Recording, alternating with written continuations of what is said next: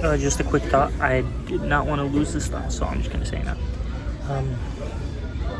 You need to get off your phone in public. The irony, right? Because I'm on my phone in public. I've been thinking of this thought for a while now, but you don't have to actually need to do anything. I only say that for the clickbait of pulling you into this video. Okay, anyways. You should practice this at least a few times. Reminds me of when we have shower thoughts. We have these reflective, transformational, these epiphanies. And that's why they're called shower thoughts, because you only have these in the shower. But why is the reason we only have them in the shower? And that's because you're not distracted. You're in a moment of time where, yes, you're doing an action, but it's so monotonous that you can also think, and things get brought up, and you get to hear yourself, and you get to have these moments that you don't normally have in a world. So look, we promise to be the most connected we've ever been, and in the process we became the most disconnected we've ever been, with others, yes, but with ourselves as well. Boredom doesn't exist anymore because the cure is here, but the cure is also the problem, and the problem is toxic. It's hard to listen to thoughts or things that maybe you don't like about yourself, but you need to hear these things through and indulge them. Maybe not accept them, but question them, because we desire truth, yet when that truth is faced inward, we want to disappear, we want to digress, we want to avoid. And I understand, I do it too, we all do it.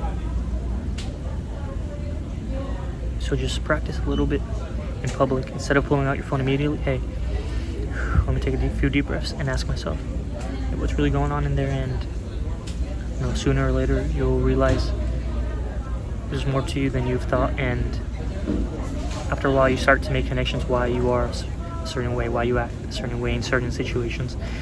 I think that's very important and valuable in today's world. Just a few more thoughts. It isn't just all negative, right? We want to integrate the shadow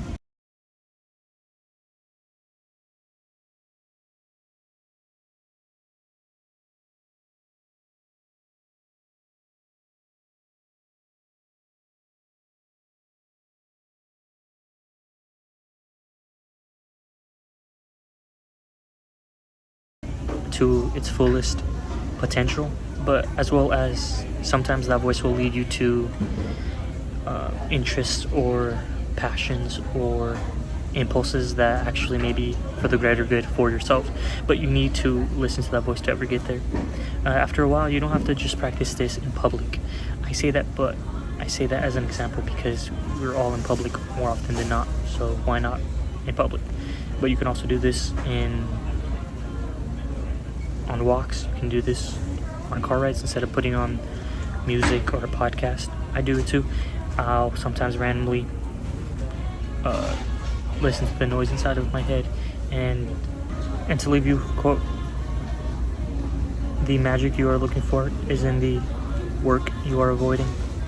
This work doesn't always have to be 9 to 5, money, or school, or passion projects.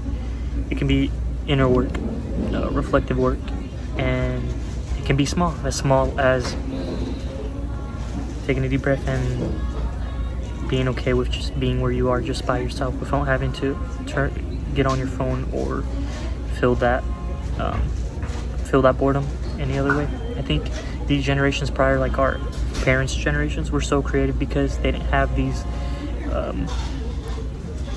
boredom solutions. They didn't have these magical tablets that cured them of this infinite boredom we all have. So they had to improvise and make things with what they had. And yeah, I think there is something to that. But yeah, those are just my thoughts.